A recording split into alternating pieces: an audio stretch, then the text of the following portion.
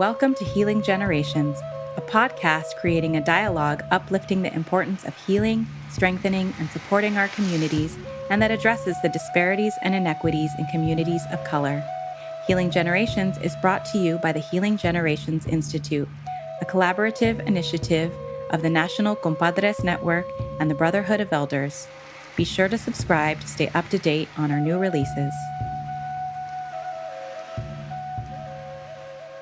Welcome to the Healing Generations podcast. My name is Miguel Ozuna, and I will be your host for today's podcast. You are currently tuning in to the youth-led portion of the Healing Generations podcast, where today we will dive deep into the healing journey through the power of art and his personal experience with fatherhood and raising a daughter in today's generation. I'm very excited to welcome our guest for today, my very own brother, Miguel Ozuna.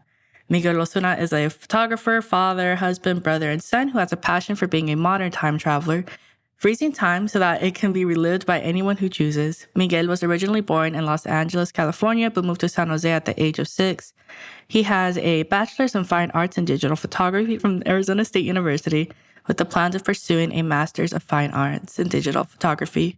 Photography has been a source of peace and healing for Miguel, and he hopes that his photography is able to bring the same to anyone who lays their eyes on it.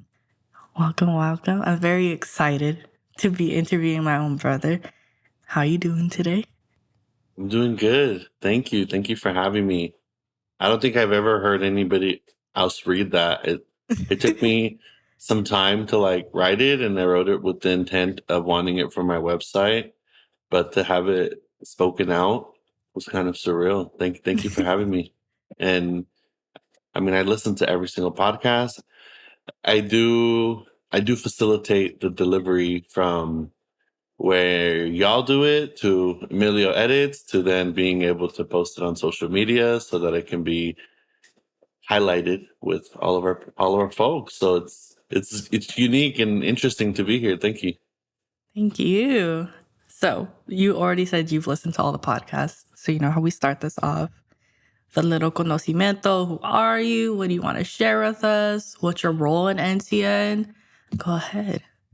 Cool. Yeah, no, I can. Well, my name is Miguel Fernando Ozuna. I am a father to Juliana Marie. I am a husband to Jasmine, my high school sweetheart. I am a photographer, a creative soul. I strive to become a Renaissance man like my grandpa was, Ronald Barons. I work at National Compadres Network as our communication specialist, which means I spend a lot of time on social media. I get to be on Instagram, Facebook, Twitter, and TikTok sometimes with the intent of delivering the beautiful work happening at National Compadres Network. I am our unapologetic cheerleader who will always lift us up and tell the world what we're doing, even if we're not really wanting to do that. We, meaning maestros and maestras, I'm here to shout them out. And I also do some graphic design. I do photography. I intersect the photography that I do myself with the work that I do here and videography. Wanting to get into videography a lot more, more documentary style. Storytelling is really what my passion is. So I am also a brother I'm a brother to Alejandro, Ileana, Felicia, Serena, and Daniela. I have a blended family. My father and my mother had me when they were young. My birth mom had me when they were young. And I'm a son to Mario and Blasa. Those are my mom and dad. That's who I really lift up. And I also shout out my birth mom, Veronica, because without her, I wouldn't be here. I think that's who I am. If I had to really say, I think I hit everything. Yeah. No, yeah. I mean, I'm excited. You pointed out in your conocimiento a lot of stuff that we're going to be talking about today, like your photography, your work with NCN, being a kid to a teen dad, etc. I mean, I remember during last week's training, you came in and we had been hearing about you all week. And when you came in, literally all the kids were like, oh, that's the son Mario's been talking about. So they were all super excited to see you and hear you and get to be with you in person. But no, yeah, talking more about like the work. Obviously, Dad's been doing this work for a while, but I want to talk more about your experience personally with NCN and who you are in NCN. How did you get connected? Like, how did you separate yourself from the title of Mario's son to just being Miguel Ozuna in NCN? Wow. How did I separate myself? I don't think that I've ever been able to fully separate myself, and I don't try to. Our dad, Mario, has a really big shadow. Not only because he's 6'3", but he does a lot of beautiful work all over the country, and he's known all over the place. And it's kind of crazy, right, to walk into a situation like last week where you're seeing these youth and these participants, and everyone's like, "Oh, you're his son you talk about." And one, that was the first time I acknowledged that I experienced that moment with another sibling of mine in the room, and it's kind of, I expect the conversation to shift or the narrative to shift the older we get, and I imagine it has. Dad has added a lot to what he talks about, but I think I am reminded of how important, not important, that's not the right word, but like how much he talks about us all, which I think happens anywhere. But within that, in 2017, I was working at T-Mobile, and then T-Mobile stopped out, and I stopped working there, and I decided I was going to go back to school and essentially start over. So I started school in 2017 as a freshman. I was a 25-year-old freshman, I think. I don't even know if that's the right age, but maybe 24-year-old. Moral of the story, I was old. Everybody was young.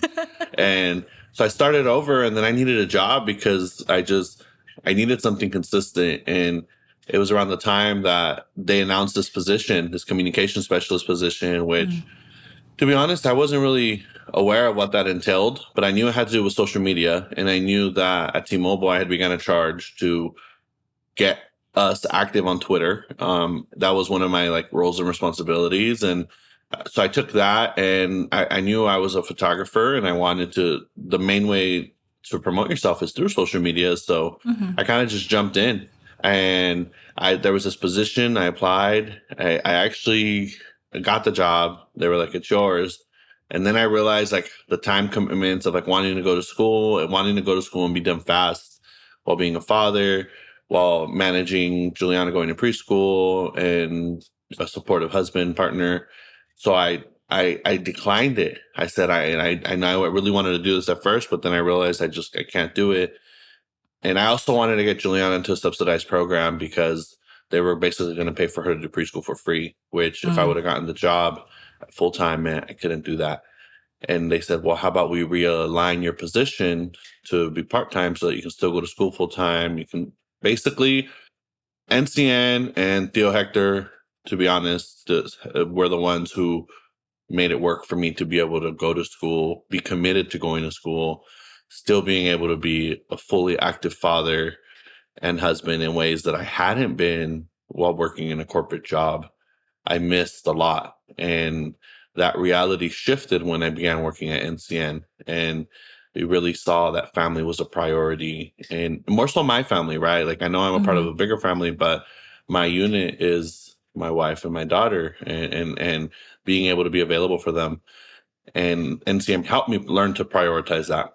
And so with that, it's kind of, I went from part-time, then I went to, I got a little bit more hours, and now I'm full-time. I mean, since I graduated, I've been full-time, and it's been really awesome because I'm able to cultivate a lot of what I want to do, the storytelling that I want to do, and allow that to come to life through the social media that we're doing and the presence, right? Because social media is a glance. If you find out about someone, I mean, I don't know about you, but the first thing I do is I look up their social media and see what kind of presence they have. And if they don't have one, then I'm kind of like, who is this person? Which is the first thing a lot of people do.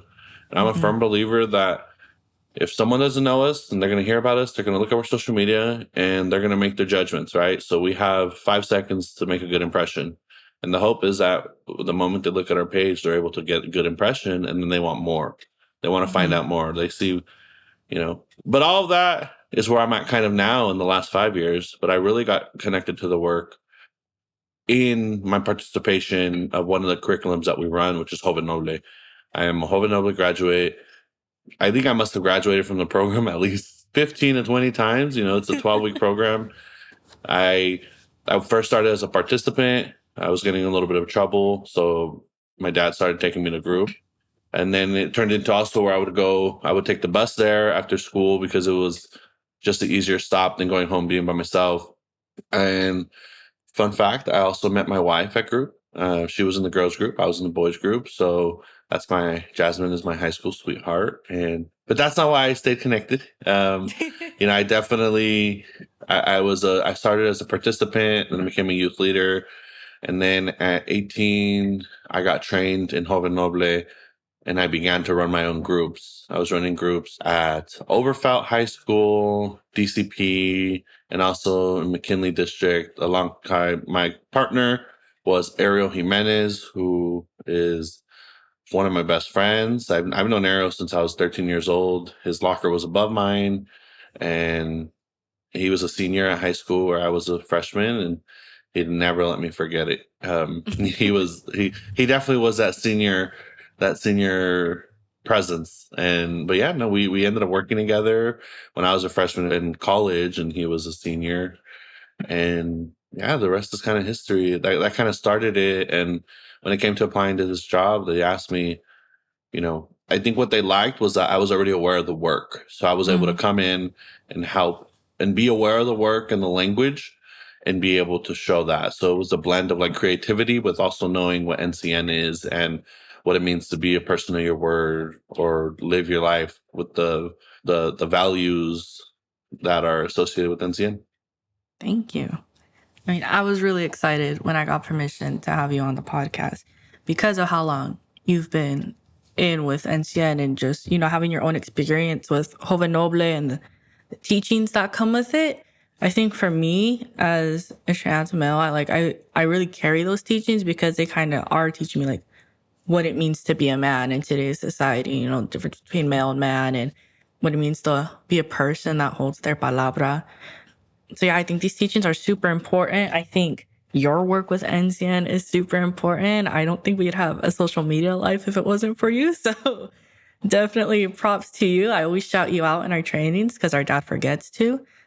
I remember in last training, he's like, everyone, go follow our Instagram and Facebook when you were here. But he never said what it was.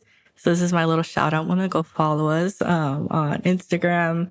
Instagram as La Cultura Cura and Twitter. And I'm pretty sure Facebook is National Compadres Network. So go follow us. And we're going to go into our next question, which, kind of goes off of what we were previously talking about with NCN and like the teachings and what's like one teaching that you want to highlight that you feel like really resonates with you and you could walk with in your journey of healing? Because we know it's a never ending journey. I think that I had a pretty unique journey in that I was a participant, a youth leader, then I was running group. And then I experienced this moment in life where I realized I don't have what it takes to run group right now because where I was in life, I felt like very much like a hypocrite. I was telling the youth to live their life one way, but I was living my life a completely different way. And so I actually stopped. I quit and was like, I'm not going to do this anymore. And I know that at the time, our dad was my boss and he was not very happy with me, but I stopped just because I felt like I wasn't in the right place. And then I found out I was going to be a father.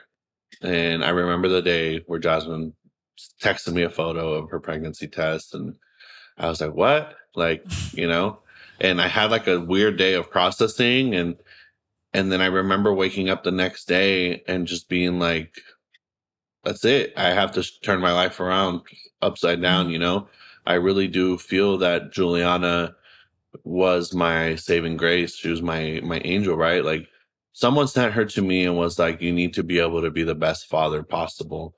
And in order to be the best father, you need to be the best husband, best partner. And I think that with that journey, in order to be all of those things, I needed to be the best me. And I've learned that I'm not perfect, that it's not going to happen overnight. I learned that if I mess up today, I have tomorrow to be better, hopefully be better, right? But I do strive every day to live the best life possible. And I think that those are the teachings that I took away, right? Like I really do at the core root of it feel that I live my life as best as possible to be a man of palabra. to keep my word, to not do anything to hurt others, to be a positive role model for others, and to take responsibility for my actions. And I Mm, also say that knowing that it's taken me some time to be able to live in that way. And I think that I am also reminded, not necessarily to the work of NCN, but within Joven Noble, right? Working, being in Joven Noble at Maxa, there was always this phrase that always stuck out to me was that integrity is fundamental to our identity. mm, And I remember for a long time I was like, what does this even mean? Like, why do we have it on shirts? Like, and then I realized that what it means is really being the same person no matter where I'm at, no matter who you are, no matter who sees you, you're going to live the same exact way, and you're going to be true to yourself. I think integrity is true to yourself and your word is the way I see it. And I think that that is reflective of the values you live by. If I'm living one way when I close the door, but I go outside and I'm living another way, that's not okay. So I do my best to try to do that. And I know I'm not perfect, but I think that those values really, and I remember the day, like there was one random day where it just like there's light bulb just clicked. And then I was like, oh, so that's what it's meant, and I think they say that, right? They say I remember being Joven Noble and being told, like, you might hear this and it might not mean anything, but one day it's going to mean something. And I remember that moment. And then suddenly I was like, okay, we need to switch our gears. We need to mm. get on point. And I think that was also representative of just like, even after I was like, okay, I need to be a better person, but I was still making mistakes. I was still not making the best decisions. And then it was like, okay, you need to get on, you need to fix this. And I think that's kind of what has stuck with me. For sure. I mean, thank you for sharing all that. I mean, I feel honored and blessed to be your brother and like have a front row seat to a lot of your healing journey. And I know it's still very real for you that it's still happening. And I mean, even in the past like 2, 3 years, I've seen you grown so much in yourself. And it's so cool to be able to like see you just like thrive and be happy. And I see you with my niece, and I think you're such like an amazing dad, because I remember how you were with me and Nana when we were younger, and you were just constantly there for us and lifting us up. And I mean, for me at least, you were, when I came out, you were one of my big inspirations of what it means to be a man and what it means to be someone that carries your palabra. I want to thank you for that.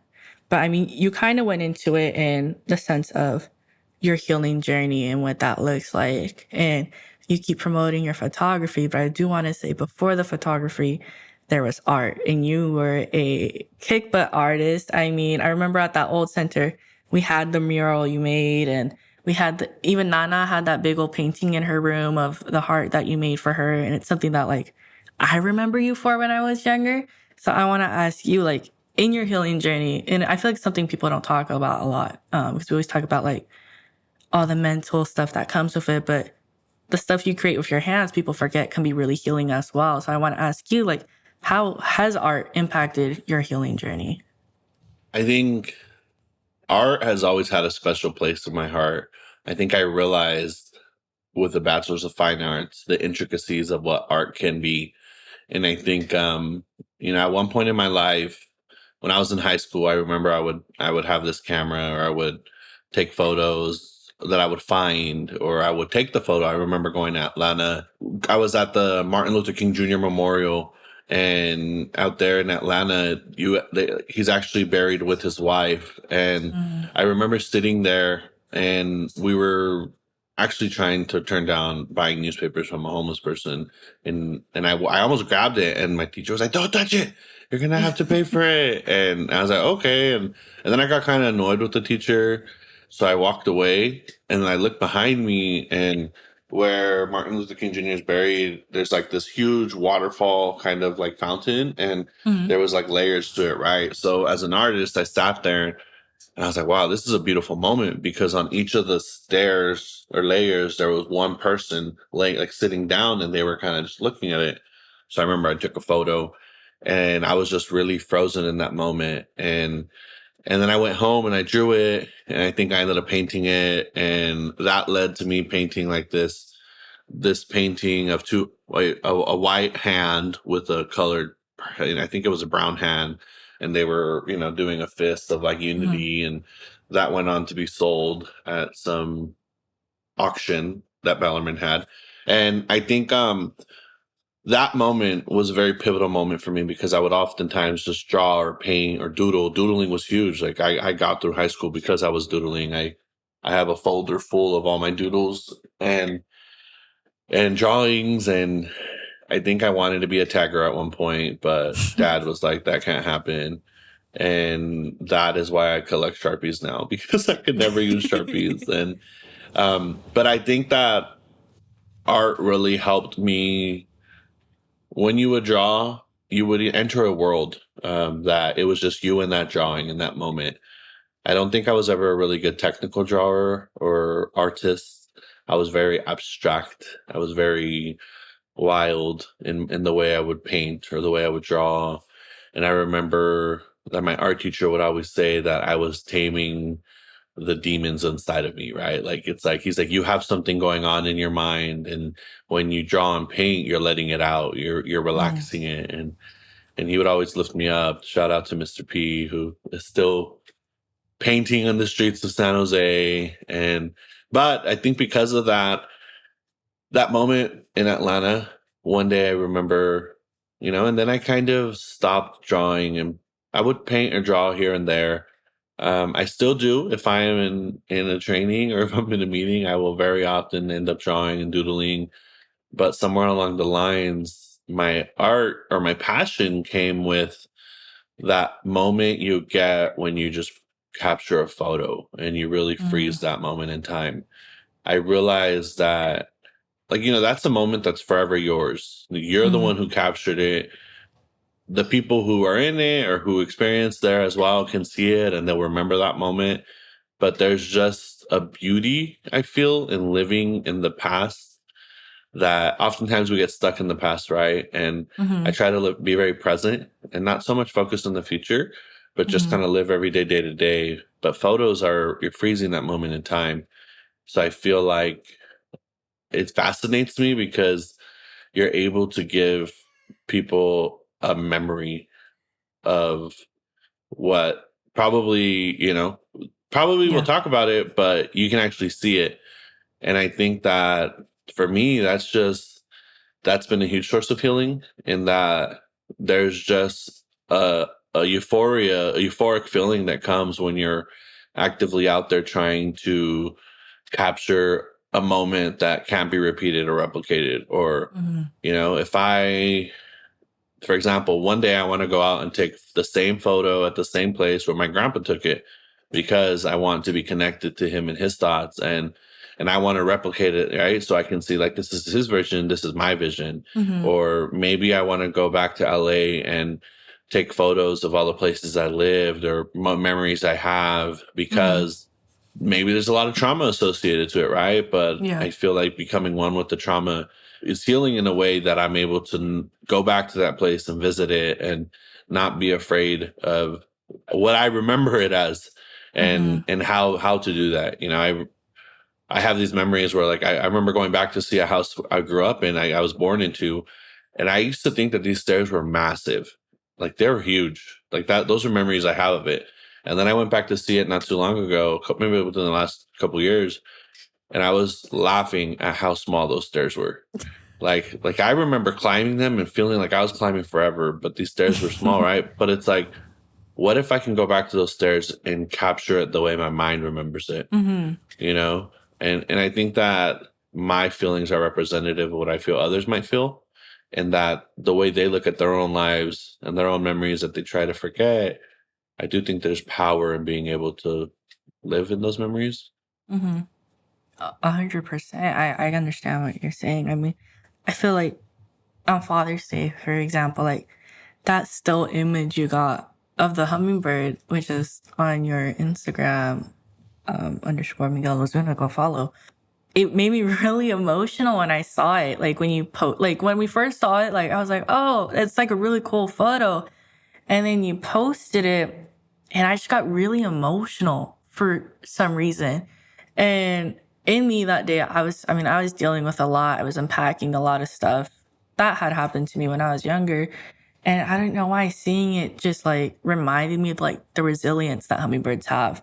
And, that single photo helped me unpack a lot of stuff that I didn't even know I was ready to talk about yet or say out loud yet. And it helped me at the training last week, like admit to stuff that happened to me when I was younger for the first time and like really speak that out to existence and like say how it didn't tear me down, but it built me up. So yeah, I feel like your photography definitely has that medicine. I've seen people say it before. My friends will send me your photography sometimes and be like, look at this one, look at this one. So your art definitely has helped heal our community. And you see it in San Jose. There's murals everywhere. One of my favorite pastimes with you is when we drive around and find murals in San Jose. So we've talked about how art has healed you as a person. And I want to ask you, how do you think art has healed our community? And I feel like this is the perfect time to shout out any work you're currently doing in our community that are connected to your art and your photography. I think that social media is how majority of people indulge in art, is how I feel, right? I Mm-hmm. love going to museums. Not everybody likes to do that.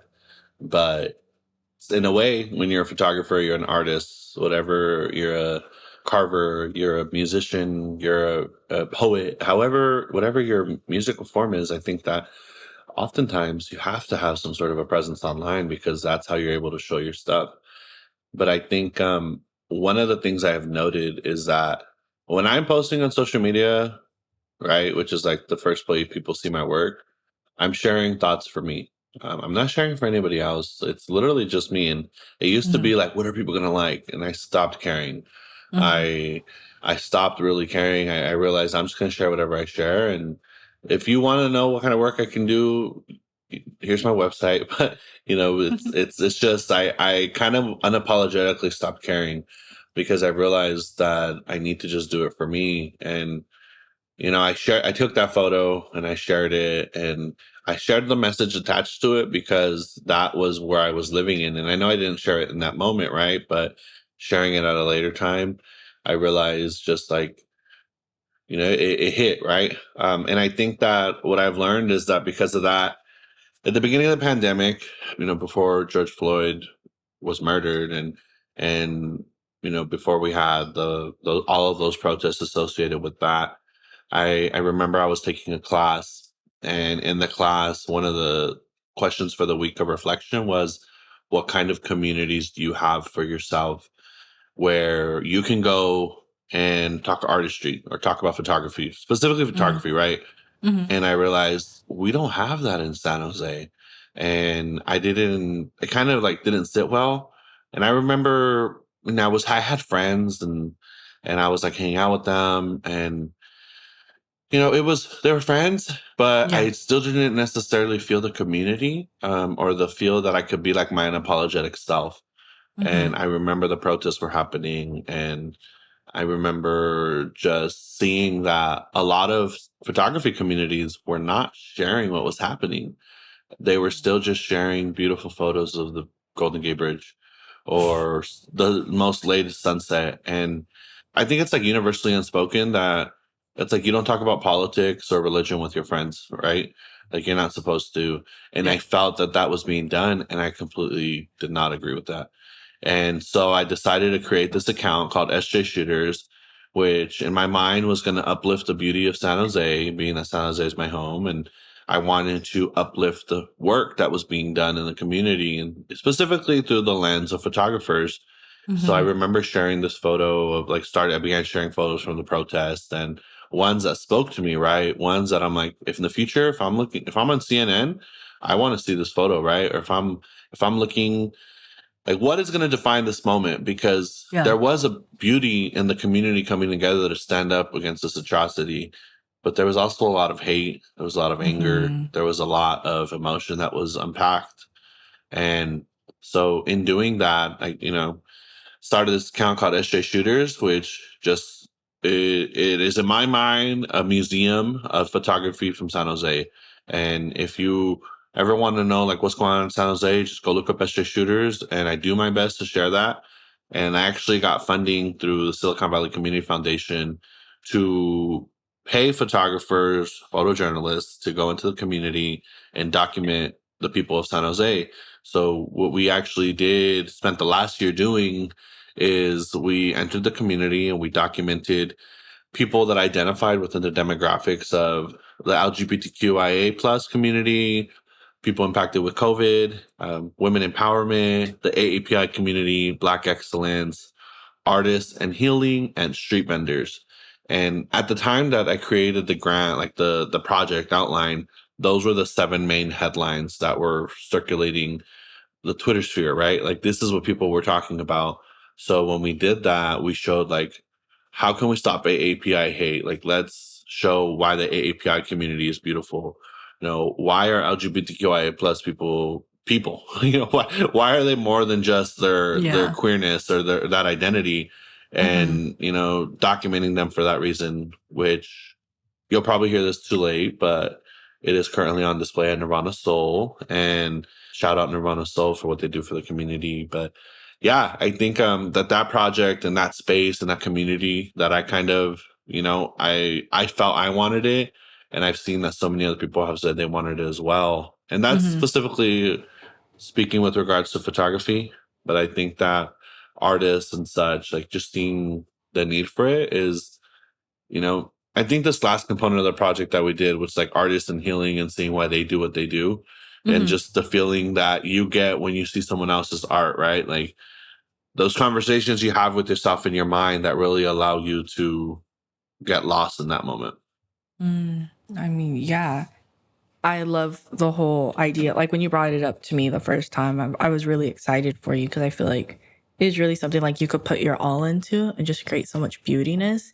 And I love SJ shooters as a whole because I feel like anyone who doesn't live in San Jose like looks at it as like this gross place for some reason, which growing up there, I thought it was the prettiest place ever. Like I preferred it over SF for a long time. And then I moved to Gilroy and I'm talking to like coworkers about, oh, I'm from San Jose. And they're like, ew, you're from San Jose. And so I think it was just a reality check that like not everyone sees the beauty in it. And I feel like SJ Shooters really perfectly captures how beautiful it is. So yeah, if it's not too late, go check out the exhibit at Nirvana Soul. Support local community shops like Nirvana Soul. And I know there's that coffee shop that's open by Latinos. What is it called, Mickey? Con Azúcar.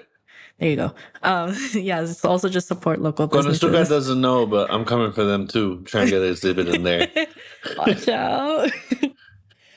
But no, yeah, I mean, you kind of touched based on it. Like, there's a lot of stuff happening in today's world that, you know, it's kind of uncomfortable for most to talk about. I mean, we just got past a law that really takes away rights from a lot of women today. And, you know, it sets us back like 50 something years. And we're also getting talks about LGBTQ plus people getting their rights taken away that they literally just got less than 7 years ago.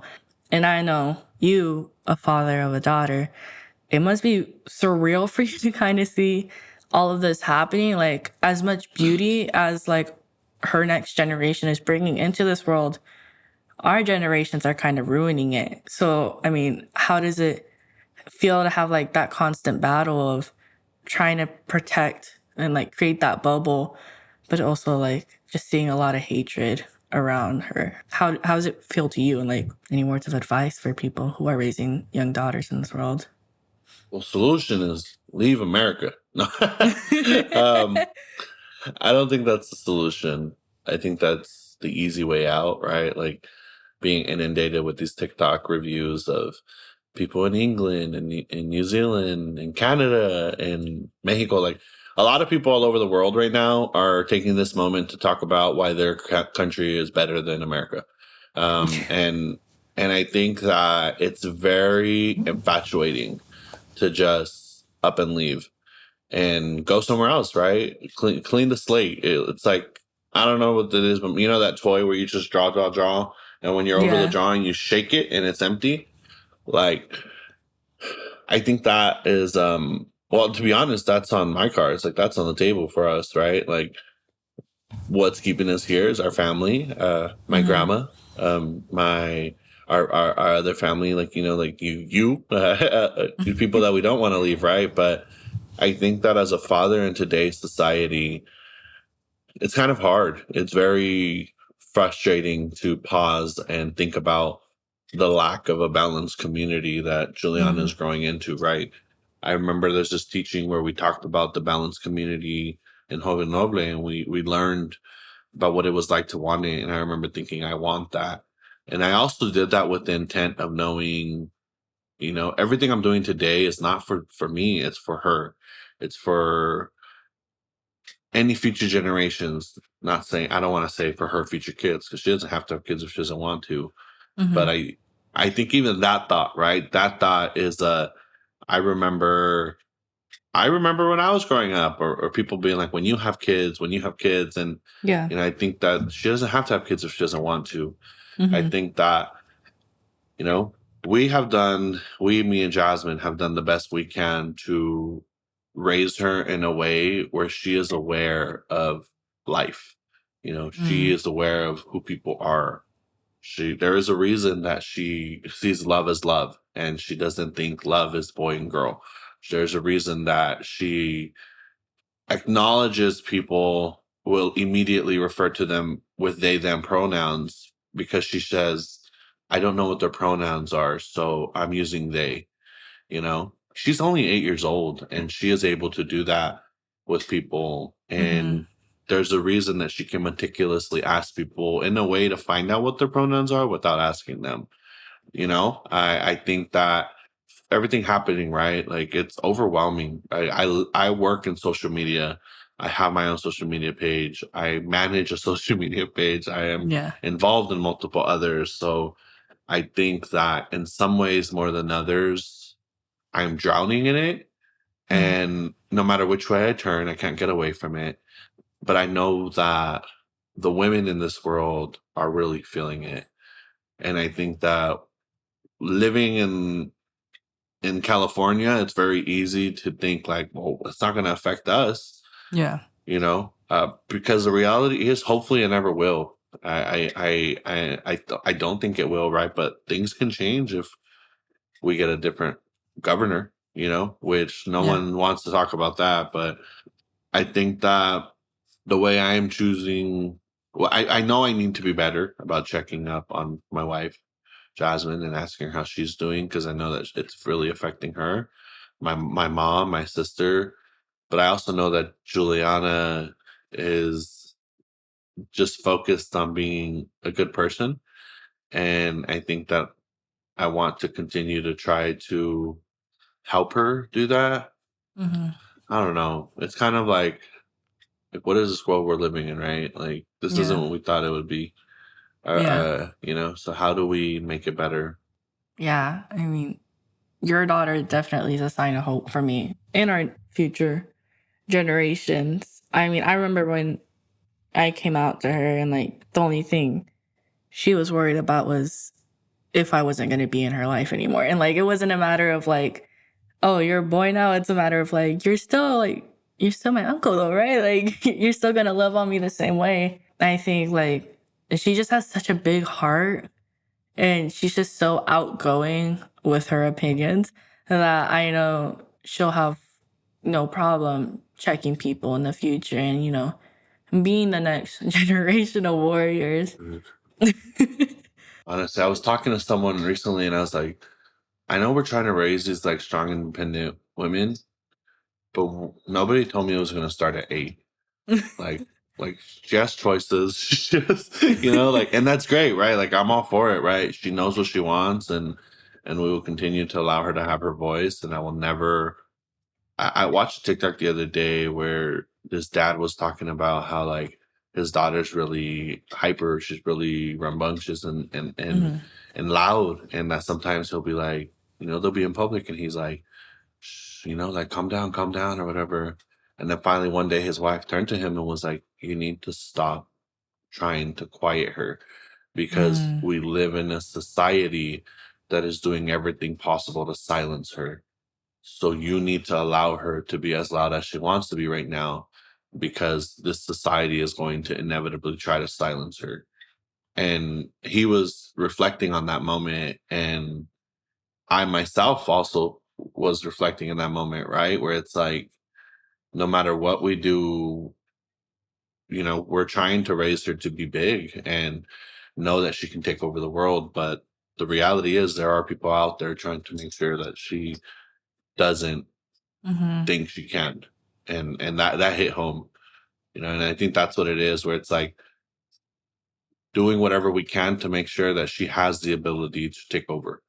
If she says that she's going to go to UCLA, I want to do everything possible to get her to UCLA, and if she says that she wants to be the president, like, okay, so maybe it's time to start volunteering with politicians now. Like, I don't know, Yeah. like, what's it going to take? Like, I don't, whatever it takes, whatever far-fetched idea is, because to me, like, nothing's impossible.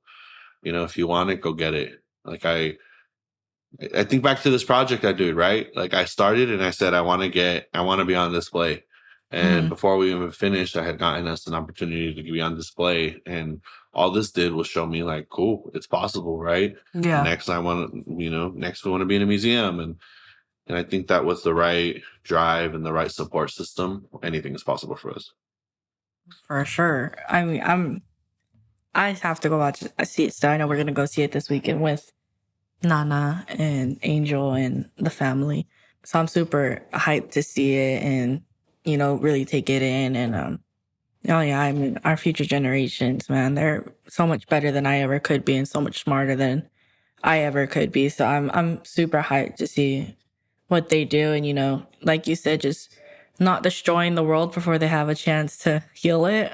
So, thank you for that. We're coming down to our last couple of minutes. So I'm going to ask one of my favorite questions. And it is the question that I'm going to get a shirt of soon. So watch out for that. And it is, if you had a stage and a microphone, what is one issue you would like to lift up? I think one issue I would like to lift up is really what I feel is healthy moments for, not necessarily healthy moments, but just the opportunity and ability for men to talk about their experiences and what they're feeling. I think that I have very often felt that men, specifically men who are survivors of sexual assault, don't talk about it, or they don't have the room or space to talk about that. And as a survivor myself, I have oftentimes felt that if I'm in a room and I talk about my own experiences with sexual assault, it can be a bomb. And in my own healing journey, I sometimes do that unapologetically and I just move on. But I think that if we're given a space to talk about our experiences, such as those who are survivors or those who have feelings and are able to learn how to heal in a sober way without needing to drink or do drugs to deal with it, I definitely see that as being the best way to truthfully and honestly use my own space to talk to people. I think that's something I'm trying to do, right? Normalizing the conversation. I definitely feel that I would want to be able to use my own experiences of being a survivor and not necessarily be seen as taboo or talking about that, to really empower other men to talk about their own stories and experiences. I think that recently I have shared on my own social media how I am a survivor of sexual assault, and I was actually sexually assaulted by my grandpa, right? Like, that's my dad's dad, my tata, and it was for many years. And just seeing that there's a reason I was his favorite grandchild, for he would say, right? And nobody knowing what I lived through. And I think normalizing that conversation so that in my opinion, the times I have shared, people have reached out to me and been like, I am also a survivor, but I haven't talked about it. And I wish that we could normalize those conversations, because I do think that there's a lot of people, and I think everybody needs to talk about it, right? But as a man myself, and wanting to live the best life I can for my daughter, I know that my healing has been fundamental and imperative to be able to be the best father I can. So that's what I would lift up.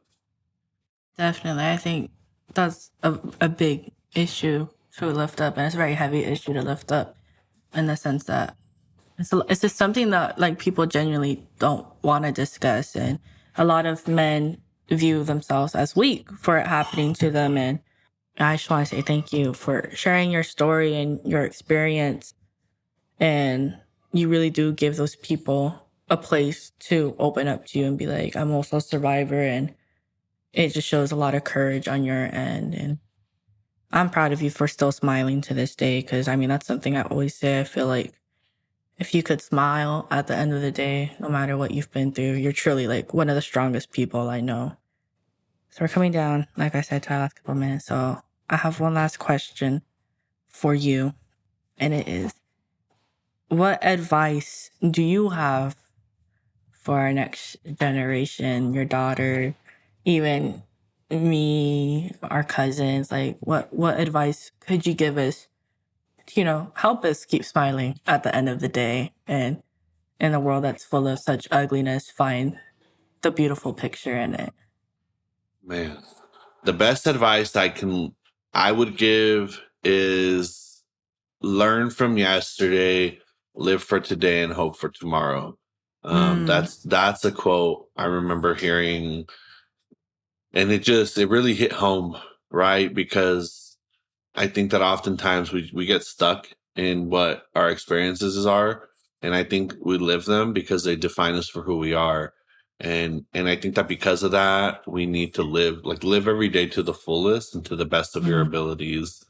And I think when you hope for tomorrow, like you don't know if tomorrow's guaranteed, but if you're doing everything possible to live here today and live in the moment, hopefully tomorrow will be what it needs to be. It'll be good, and I think that that's the best advice I could pass on because I'm gonna figure it out. That's what I tell people, right? Like I don't know how I'm gonna do this, but I'm gonna figure it out, and I might not ask for help, but I know that I'll be able to do it, and and I know that there's always someone I can call if I need help with something, and I will, right? Like I have a friend, right, Juan. He always tells me, like, dude, you know someone for everything, and I try the best I can to just be fully versatile in that way and be able to meet people. And I will forever stop and talk to someone random in the street because there's something about them, right? And then maybe one day they'll remember me, I'll remember them, and we'll reach out to them. But yeah. I don't know. I just think live in the moment,